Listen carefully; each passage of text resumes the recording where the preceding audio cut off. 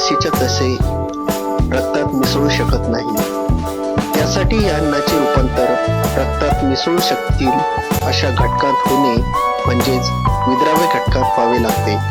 अन्नाचे रूपांतर अशा विद्राव्य घटकात होणे आणि ते नंतर रक्तात मिसळणे या क्रियेला अन्नाचे पचन असे म्हणतात. अन्नपचनाची सुरुवात तोंडापासून होते.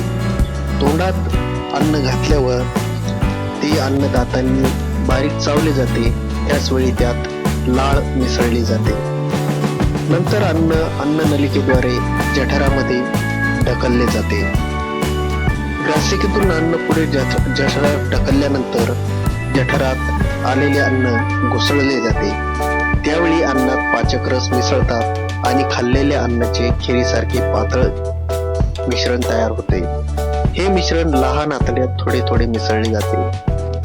यकृत आणि स्वादुपिंडात तयार होणारे पाचक रस लहान आतड्यात येतात. तेथे ते अन्नाच्या मिश्रणात मिसळतात.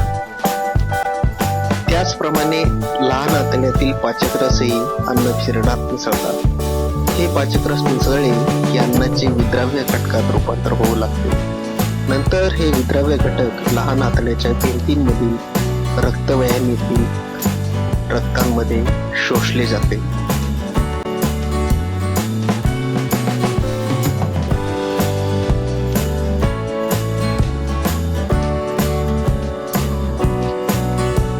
मिश्रणाचा उरलेला भाग मोठ्या आतड्यात ढकलला जातो.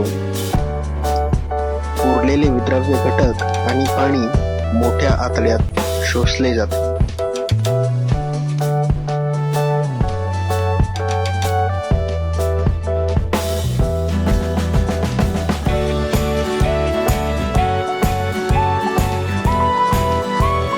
शेवटी न पचलेला भाग मलाच्या रूपात गुदद्वारातून शरीराबाहेर टाकला जातो.